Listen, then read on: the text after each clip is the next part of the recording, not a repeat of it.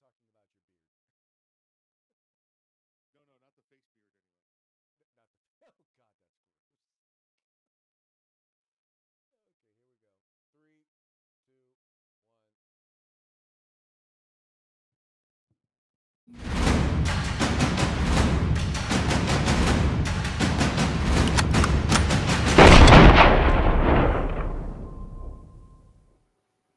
Three, two, one. Hello, everyone, and welcome back to The Rundown. I will be your host today, Craig DeLuz, coming at you from the West Coast, the left coast, behind the Iron Curtain, otherwise known as the Sears. But as we all know, I do not do this program by myself. That's right. My name is Mike Piwowarski, coming to you live from the East Coast. It's the coast with the most, from the co-host with the most here on the Rundown. 2A Views, conservative news, and Craig. Before we jump into what day it is, you pick your trash on the side of the road there? What's the road? What's the vest there? What's the shirt? What do you got?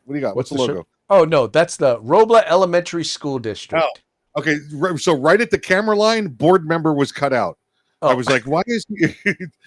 So okay, gotcha. So you're not pimping it. So hey, Craig, guess what day it is? Mike. What day is it, Mike? It's hump day. Hump day. It's hump day. Hump day.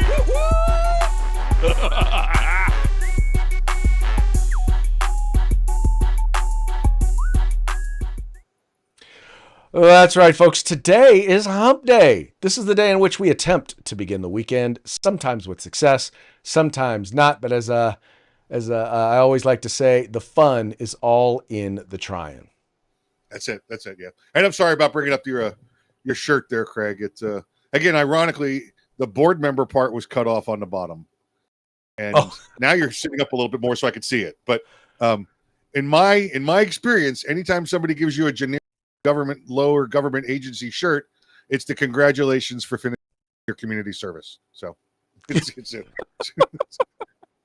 But now I see your title, so it's okay. It's great. It's all right. Oh, you see, now I'm officially a board member. That's right. You are the 2x4 of that organization. Not just a member. Not just a member, but a board member. Not just a member, but a board member. Folks, I want to apologize about missing yesterday. Unfortunately, had some, we'll just say I had an appointment, shall we say. And that appointment, well, let's just say that it wasn't that fun. I was not necessarily prepared for the aftermath, shall we say. Maybe not for you, it wasn't fun, but and now is the video going to be pay-per-view, or are you just going to show that at the end of the week? Oh, it's going to be pay-per-view, buddy. Okay. Yeah, it's going to be pay-per-view. Look, under Obamacare, man. Look, with Obamacare, healthcare's gotten crazy expensive, so I got to figure out how to pay that bill somehow. Yeah, I know. They don't even give you medicine anymore. They just buy you a few drinks beforehand. There you go. Oh my God. So, by the way, for those of you who are just listening to the program, I just shared, I had my first colonoscopy yesterday, and let's just say, actually, the worst part is that crap they make you drink the night before that cleans you out. Tequila. Yes, it is. It is bad. Let me tell you, I could not be away from the bathroom for more than 15 minutes. That's the purpose of it. I will tell you this, though. Now that you've had your first one, the second one you should have done by medical professionals. I'm just don't, the home kit's not the best one out there. So. we don't use medical professionals in California. I mean, if you don't have to be a medical professional to give an abortion, why should you have to be a medical professional to give a colonoscopy? That's true. That's California logic right there. As I understand it, in Florida, even you are qualified to give a prostate exam. Well, I am a licensed medical physician or medical professional in the Philippines. So, What's the name of the school again? The Sweetwater Institute of Leg Shaving and Sensitivity Salon in Quezon City. Yeah.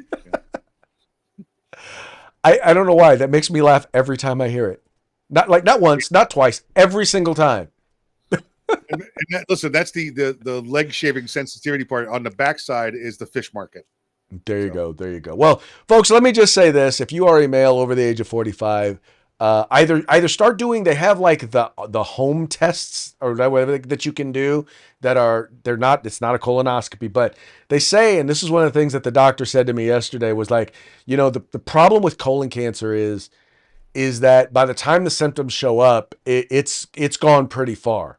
So that's why they're starting to see more and more instances of it in males in particular, 45 and over, which is why they lowered it from 50 down to 45. So if you haven't had it done, consider having it done. The worst part about it, like I said, is the mess they make you drink that clears out your innards.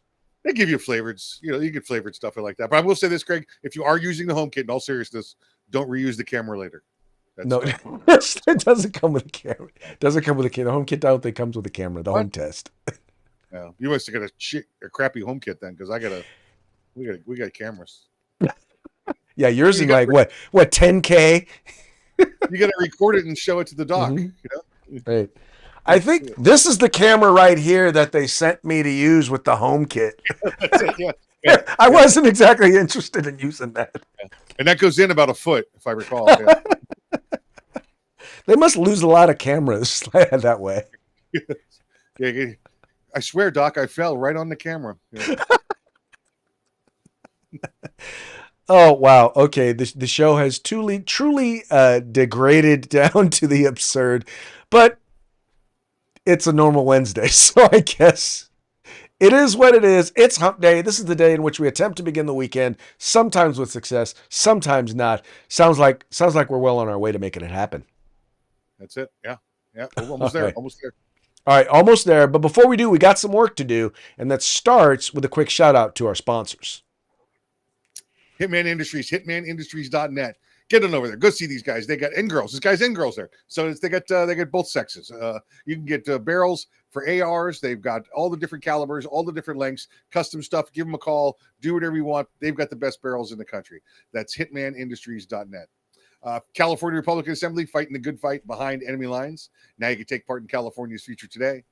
If you want the best in tactical concealed holsters on the market, get on over to Hog Holsters. That's HAWG holsters.com, hogholsters.com. Use the discount code The Rundown. That's all one word, no spaces, all caps. Get yourself a nice little discount. And if you want the best in field gear, tactical gear, web gear, law enforcement, security, fire, EMS, personal, get on over to uscombatgear.com, where you can get everything except the gun. That's right, folks. These are our sponsors. They bring us to you so that we can bring you to them. Do us a favor, do them a favor, do yourself a favor, and visit their website. We make it real easy for you. All you got to do is follow the links in the description to this program. Go there, check them out, spend some money with them, and make sure you tell them it was the guys over at The Rundown that sent you. Also, want to remind you, if you're watching us live, 3 p.m. Pacific, 6 p.m. Eastern on YouTube, on Facebook, on Rumble, or on Twitter, go ahead and comment, because we're following your comments, and we'll share it with our audience if we find it to be interesting. We don't have to agree with it. We just have to find it to be interesting. But note that if we do disagree, we do reserve the right to mock you. We will mock you. Yes, we will. And by the way, if you're not watching us live, if you're watching us in one of our after programs, or maybe you're just watching a recorded version of it, go ahead and watch us live. Let your friends know. Hey, dude, we like the back and forth. We like hearing what you have to say. So remember, 3 p.m. Pacific, 6 p.m. Eastern. Check us out today. If you want to know where to find us, just go to therundown.us, therundown.us, just like it is right down over there. So go there, check it out, subscribe today. Craig, you said watching it on one of our after programs, the first vision in my head was like a daycare center making kids watch us after they get out of school. There you go. Why not? It's an after program, right? It's an after program. After school program, after program. They call it, actually, no, now the term is extended learning opportunity. Oh, is that what they call it now? ELOP. Yeah. Education, man, you got to have the acronyms, kind of like the military. Oh, listen, you come up with an acronym that the military uses, you're set. That's it. You're good for your next promotion. That's all you got to do. There you go. Why does that not surprise me one bit? They call that getting a bullet comment for your rating. They go, man, you hear that acronym? That's a bullet comment. Yeah, that's a bullet comment right. That's a bullet comment right there. Yep. All right, folks, let's get into today's news stories. Now, we've talked a little bit about the new information or not accusations, the new data. It's not new, it's just been recently declassified data and information that basically, it points to an effort by the Obama administration to undermine the Trump presidency by basically fabricating the Russian collusion hoax. And here's Tulsi Gabbard basically afterwards at a press conference making very, very clear that this wasn't just the leadership within the Obama administration, it was President Obama himself. Do you believe that any of this new information implicates former President Obama in criminal behavior? We have referred and will continue to refer all of these documents to the Department of Justice and the FBI to investigate the criminal implications of this. For even former The President evidence, Obama? correct. The evidence that we have found and that we have released directly point to President Obama leading the manufacturing of this intelligence assessment. There are multiple pieces of evidence and intelligence that confirm that fact. So let's make this very clear. The all of the information we heard about Russians being involved in attempting to impact the 2016 election was false. And then you had the leadership under the leadership of the Obama administration, under the direction of former President Obama, actually created and provided all of the momentum, all of the intel, manufactured it that would eventually lead to the Russian collusion hoax. Now here we have a story over at Breitbart, and one of the things that I wanted to point out here was, and the reason why you have the title to this particular thing about them not being prosecuted is this.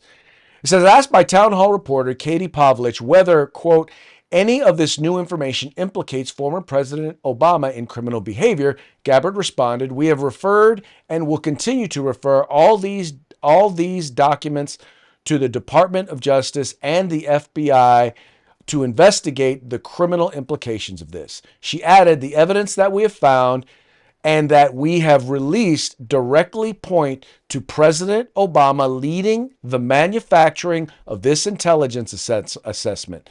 There are multiple pieces of evidence and intelligence that confirm that fact. Neither Gabbard nor White House Press Secretary Kathleen Leavitt addressed the constitutional issues around such an investigation.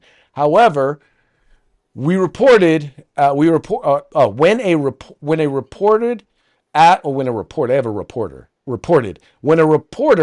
asked about last year's Supreme Court ruling holding that presidents could not be prosecuted for actions taken under constitutional authority, Leavitt said that the decision would be left to the Department of Justice.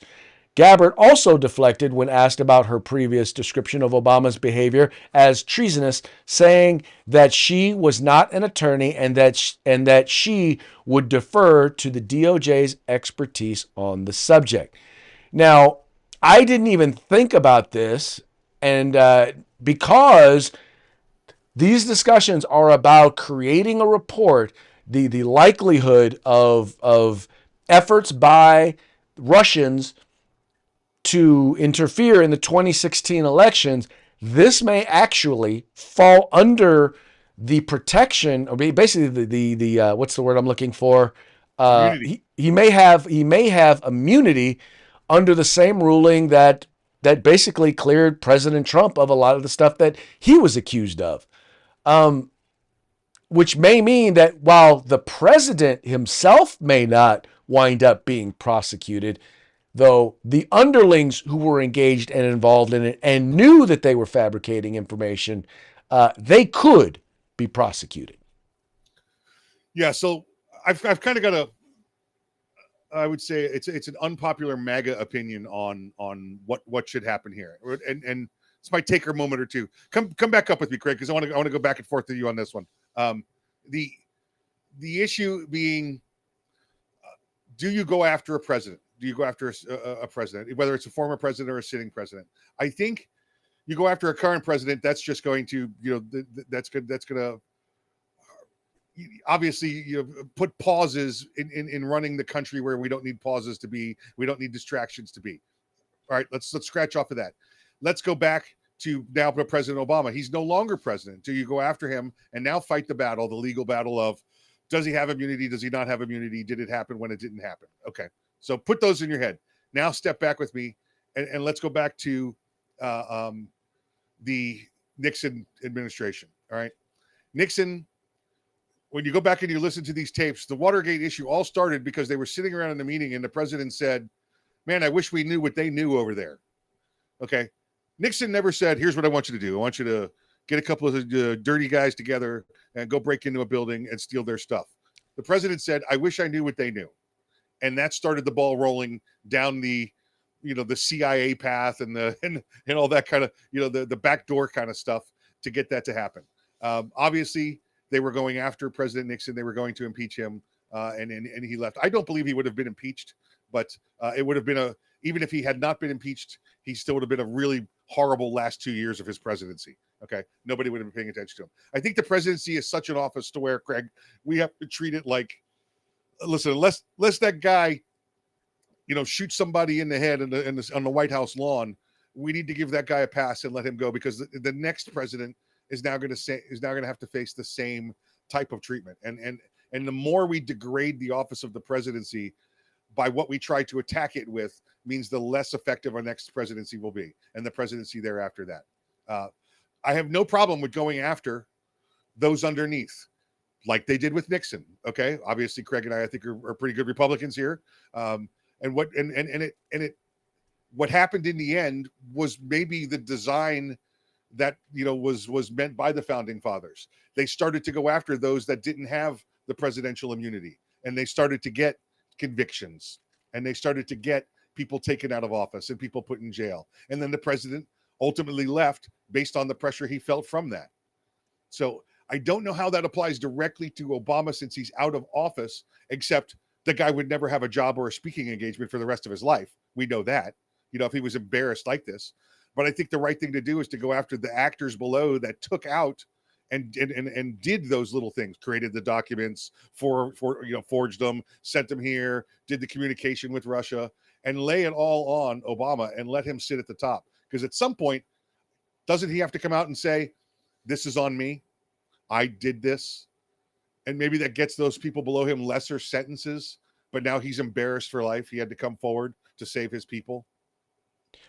Mike, I will tell you, and I think we've got some agreement here, largely because, I want the next president, whoever it is, I want them to do like they need to do what they feel like they need to do without fear of political prosecution, right?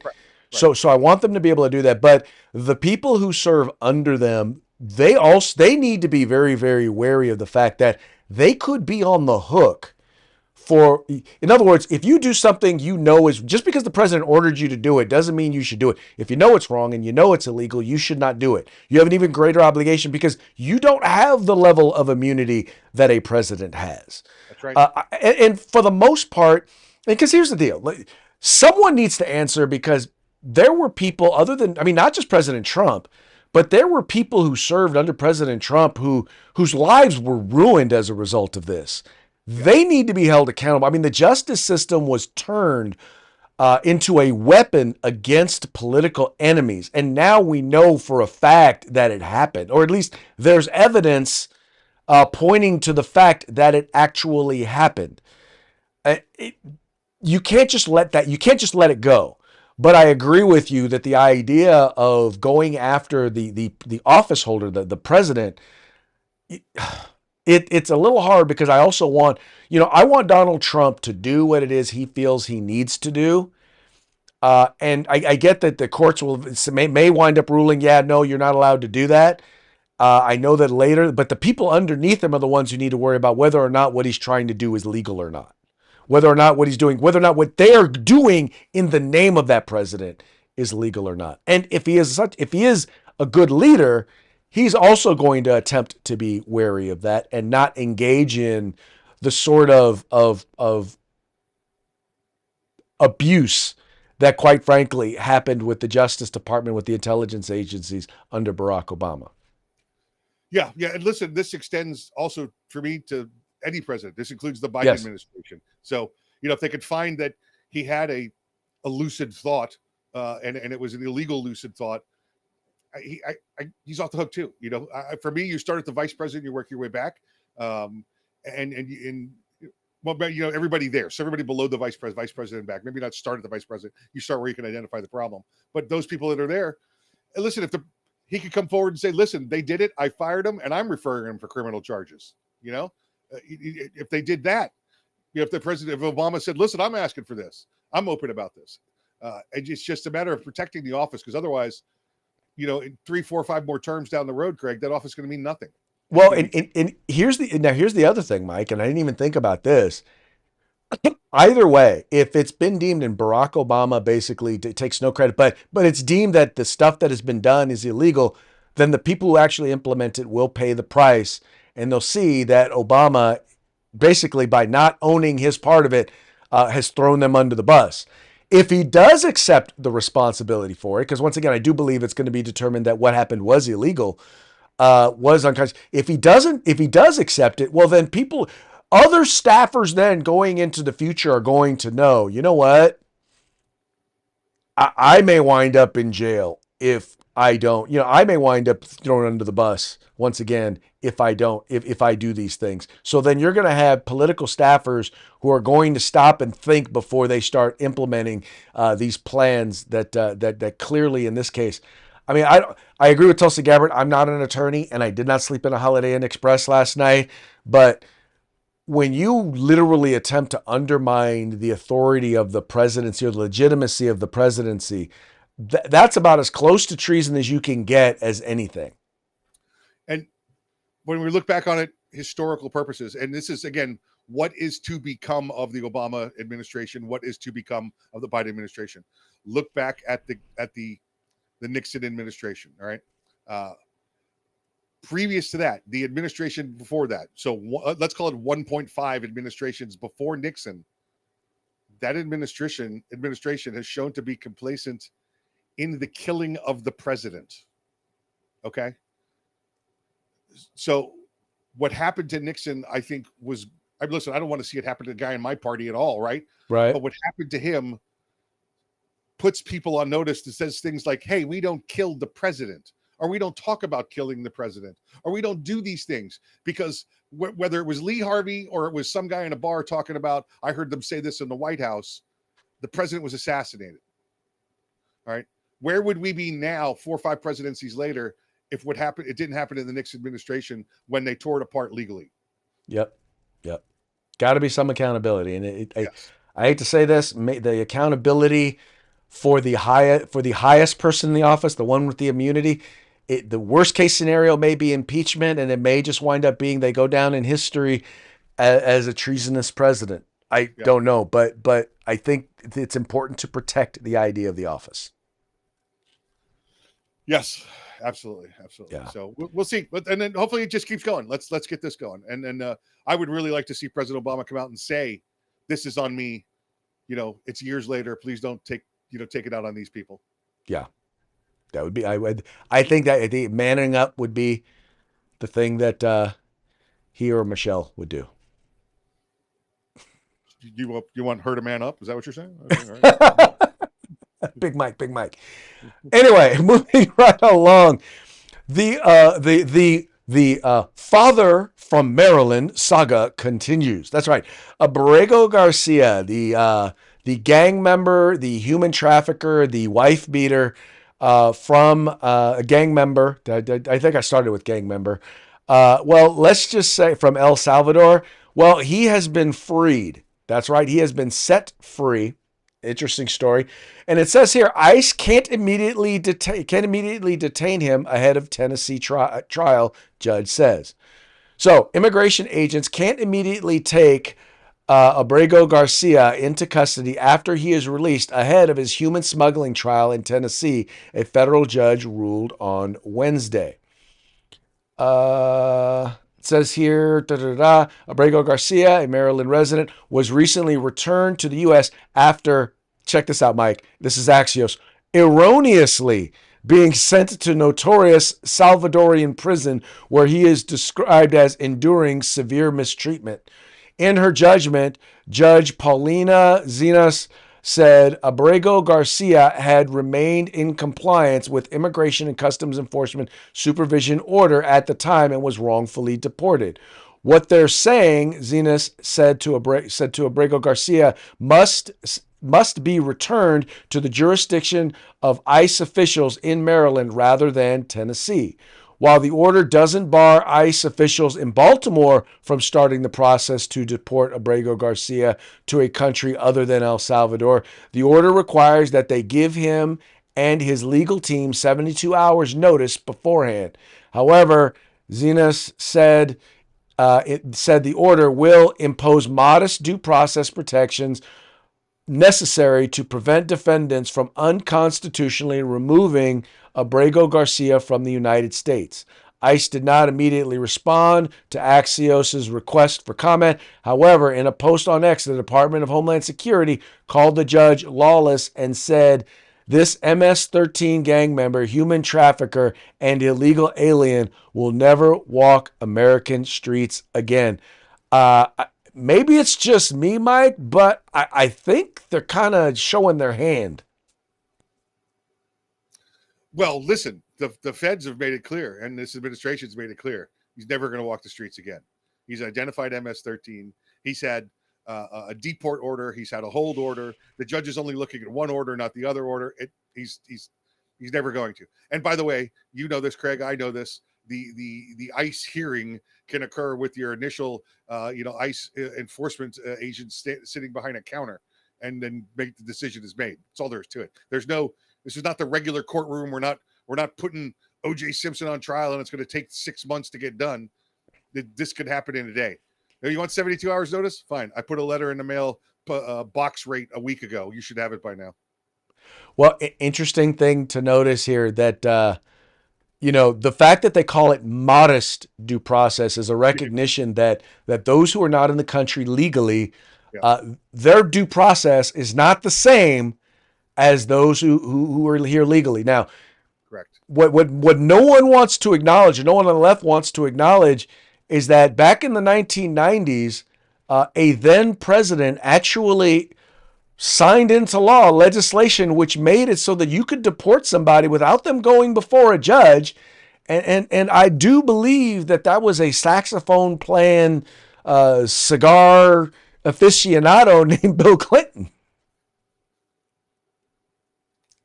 Yes, it was. And again, that's why I said an ICE officer behind a counter counts as a hearing officer. That's what it became. If anybody's ever traveled on a cruise anywhere out of this country, Craig, you do it all the time. When you come back in and you show them your paperwork, your I form, whatever it happens to be, and they go, "Where were you? How much did you have? How much are you claiming on you?" Blah, blah, blah. That person has the authority to say, "Don't believe you. You're going back to where you just came from." That's the modest due process you get. Yes, that is the modest. That is in fact under the law, and I will say this again: under the law, due process. Yep. And I think that's one of the frustrations that at one that I had initially, but then I have even more now with folks on the left, is because I'm a big believer in due process, right? As gun owners, you have to be a supporter of the idea of due process, because places like California, I have you in jail in a hot second, and they'll take away your rights, they'll take away your guns, they'll take away your property in a hot second, and with absolutely no due process. And the left doesn't care about due process. That having been said, I also recognize that the amount of due process kind of changes depending on your situation. In this particular case, you're talking about a non-citizen who has no right to be here. Yeah. So here, get this right. Craig, the instance we just said, you get to the border checkpoint, you go, "Here I am. I'm coming in on a tourist visa. I'm going to be here for 2 weeks. I'm visiting with my cousin Craig out in California, and then I'm leaving." Okay, sounds good. Boom. And you lied, and 5 months later they catch you and say you lied. Well, now you have to go. Well, no, I want due process. No, you lied at your initial due process. You don't get more due process because you lied at your initial due process. Right. You get the same due process You go back to another hearing officer just like that, and he goes, "Oh, you lied. You're gone.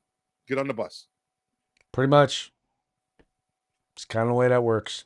Yeah. And just by the way, for those of you out there, and this is the thing, and I have looked into every single one of the the horror stories of someone being wrongfully detained or taken in and arrested and deported or assaulted or anything like that. And so far I have yet to hear of the worst I've heard is someone who didn't have paperwork being detained for an extended period of time. I haven't heard anybody be deported or assaulted or anything like that for doing absolutely nothing at all. Every single horror story that they tell in the media is either 100% false, or they leave out information that explains why the individual was in fact detained. But almost every single case, it's just bad. Like I said, the worst case scenario I've seen is someone took longer to prove they were a U.S. citizen, and so they were detained longer. That's it. It happens. Of all the thousands and thousands in being processed, you don't think one or two they're going to go, hold on a second here. We don't have the proper paperwork. We're going to wait an extra day. Okay. We're still in less than 70,000 people who have actually been detained and deported. Yeah. Which, by the way, is nothing compared to the deporter-in-chief, Barack Obama. Oh, listen, if you spoke Spanish, you got deported. That was Now, his rule, I think. That was it. Yeah. The one advantage, though, here, I think, though, that Trump has is the overwhelming majority of those who have been detained and deported are criminal illegals. Yes. Which, by the way, is not a narrative that you are going to hear from anyone on the left. Yeah. Additional criminal charges, not just the criminal charge of false entry. Yeah. Yes, on top of false entry into the United States or overstaying a visa. Yeah, right. All right, this next story comes from Cam Edwards over at Bearing Arms, and it's talking about the latest attempt to basically denigrate or the latest attempt to attack Glocks, right? And this, by the way, and I have to agree, this is probably the dumbest attack that they've put on Glocks in a while. Anyway, it says here, with categorical bans on handguns off the table thanks to the Heller decision and the plain text of the Second Amendment, gun control groups have shifted to a new strategy in recent years: a piecemeal ban on the most common and popular pistols in the country. We've seen lawsuits seeking a ban on the sale of Glock pistols in Illinois and Maryland, while legislation prohibiting the sale of Glocks has been introduced in New York and California. In fact, the California Assembly has already approved the ban, and the bill is a few steps away from hitting the Senate floor. The gun control lobby has tiered their opposition to Glocks to the illegal use of switches that can convert the semi-automatic pistol into a fully automatic firearm, though Glock isn't the only firearm that's seen an increase in illegal modifications over the past few years. The National Shooting Sports Foundation's Larry Keane pointed out on X this week the anti-gunners are now launching a new attack on Glock, accusing the gun maker of being the top choice of criminals in California. The propaganda from Everytown's The Smoking Gun also names Turner Outdoors as, quote, the state's top retailer of crime guns, which makes sense given that the sporting goods store is also arguably the top seller of firearms in California. So in other words, they're saying, Mike, that it's the top crime choice for gun crimes, for criminals, because it's the top choice for gun owners. It's kind of like saying, we want to ban this gun because it's a more popular gun. Yeah, this is a good gun and has the ability to do certain things, so let's get rid of it. It's not doing it. The gun doesn't come like that. It doesn't come from the factory like that. You still need to do an illegal action to make it do that. But because you can do that, we should ban the gun. Well, exactly. There's a new law in Florida, by the way. There's a new law in Florida, by the way, that says if you go over 100 miles an hour on any roadway, you could be instantly arrested for reckless driving, for excessive speed. Anything over 100 miles an hour, no questions asked, you're going to jail. I think, Craig, we should obviously get rid of cars that go over 100 miles an hour. There you go. Get rid of them all. Ban them all. Ban them all. That's what you want to do. That's what they want. Anyway, um, Yep. now the issue in California regarding the banning of Glock switches. Now, once again, you are in the firearms industry. I am not. The issue of adding the switch, which then can convert it to fully automatic, has been corrected in modern day models. Is that correct? Yes. However, just like anything else, it'll take about 20 minutes for somebody to figure out another bypass. You know. Well, And- and- that's called technology. I hate to say this, folks, but Yeah. yeah, it's going to happen. That's like when you and I talked about the the Biden administration wanted to ban the 80% lowers. Remember, Right. it would have taken the industry about a week to figure out how to make a 79% lower. So, Well, and that's one of the problems is you have people who are making these decisions who know nothing about firearms technology. Yeah. I'm like, for every one gun grabbing bureaucrat that you have, there are probably 10,000 guys with the Coors Light at work, with a case of Coors Light and a workbench that are going to find a workaround. yeah, it's Or let me clarify, they're going to find a way to comply with the law. Greg. I can go to any grocery store. I can probably go in your house and find anything I need to make an incendiary device. It's just where do you draw the line for criminal acts versus normal everyday products? Yeah. Well, and once again, their goal is not to go after criminals. Their goal is to go after law-abiding citizens Correct. who want to exercise their fundamental right to keep and bear arms. Yeah. Yep. That's kind of the thing, and that's their thing, evidently. These are morons, and I'm sorry it has to be said, but I'm glad Cam pointed it out that these people are idiots. Yes, as am I. Yes.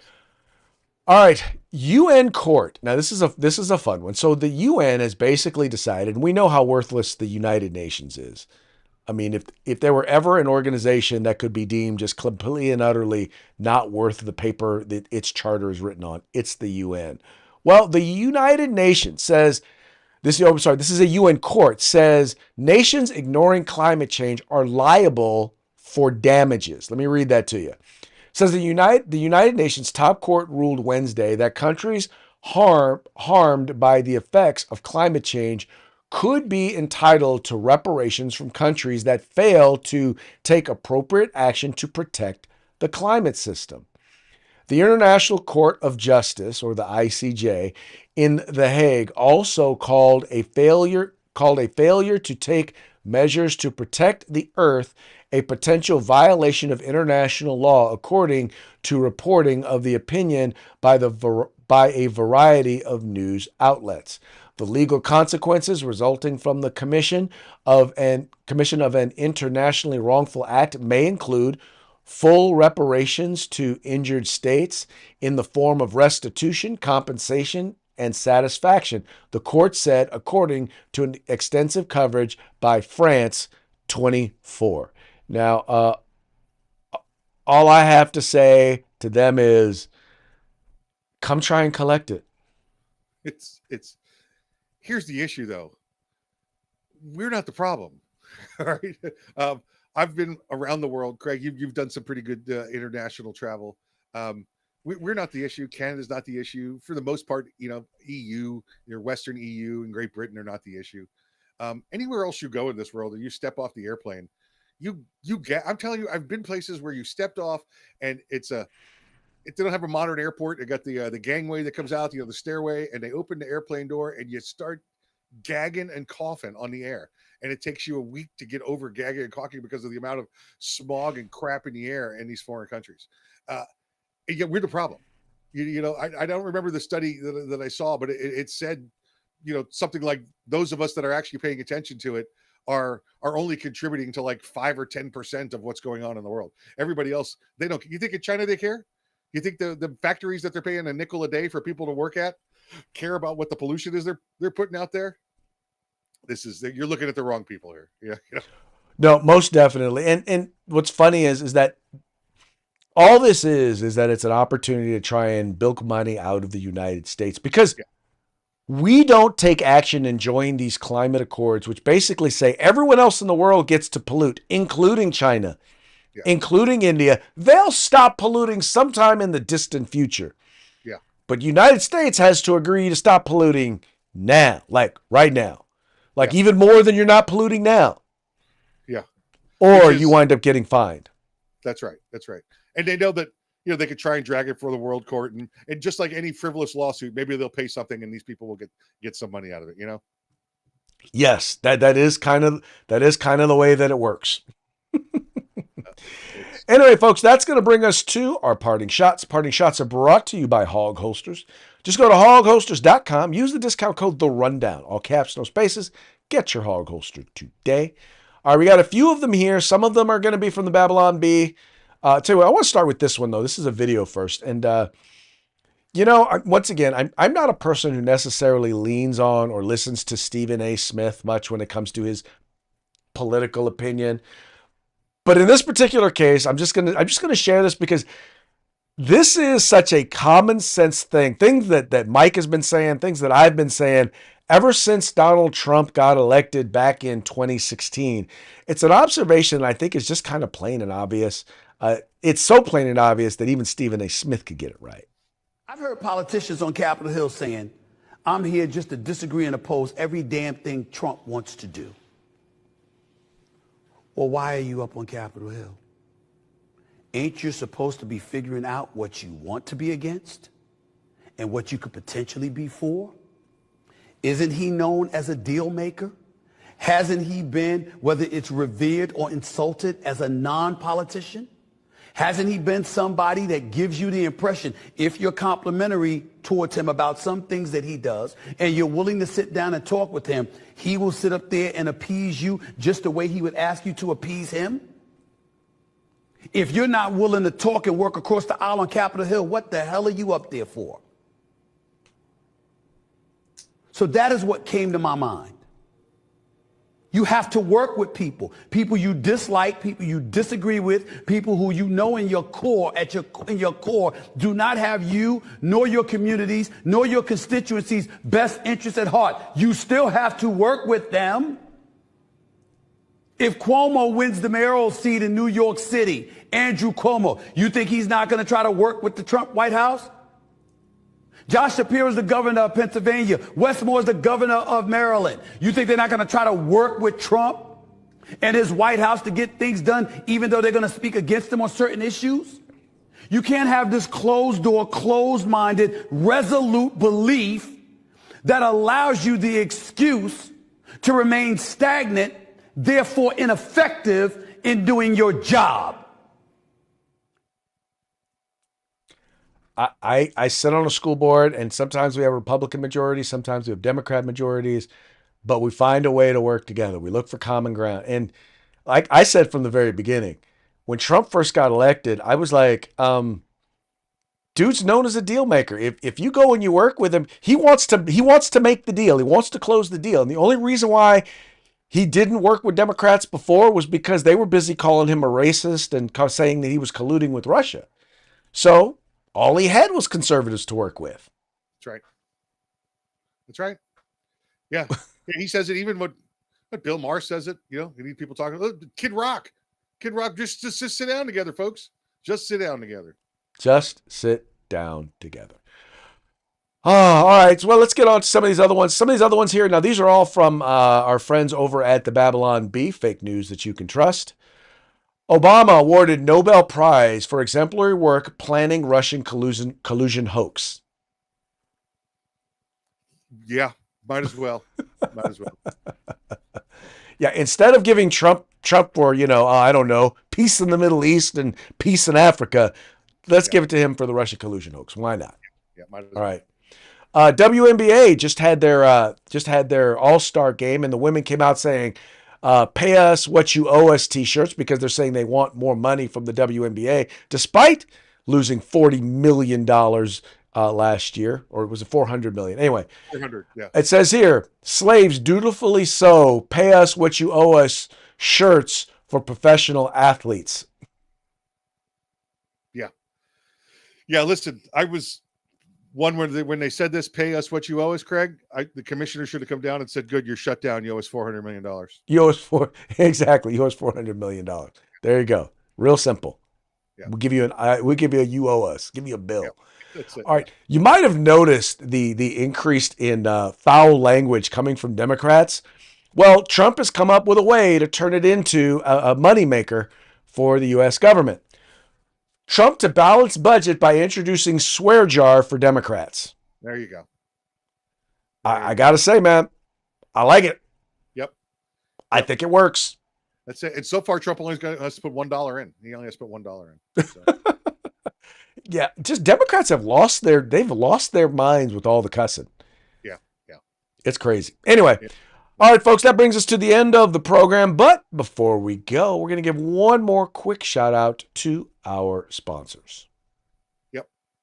Let's say hi to Hitman Industries, hitmanindustries.net. Go on over there, get you some AR barrels. They got rifle caliber, pistol caliber, any length you desire for your next AR build or rebarrel your current AR platform. That's hitmanindustries.net.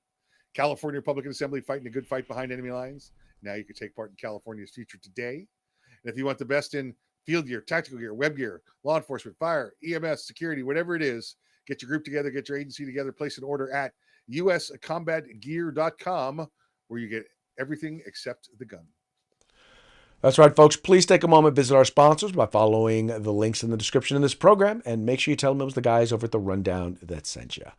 And that's going to be it for today's program. We will be back tomorrow on Throat Punch Thursday. Y'all have fun, stay safe, and we will talk to you mañana.